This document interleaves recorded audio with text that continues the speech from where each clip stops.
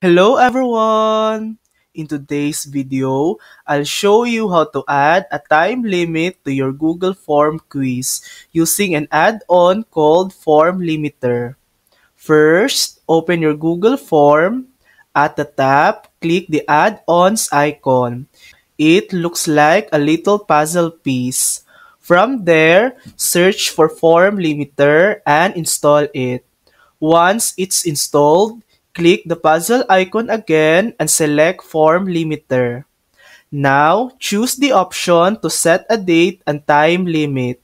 For example, let's say you want the quiz to close at 8 p.m. today. Simply set the date and time, then click Save and Enable. Here's how it works. If you only want your students to access the quiz for 1 hour, you can share the link with them at 7 p.m. The quiz will automatically close at 8 p.m. After that, no one will be able to submit responses. And that's it. That's how to add a time limit to your Google Form quiz using an add-on called Form Limiter. Thanks for watching!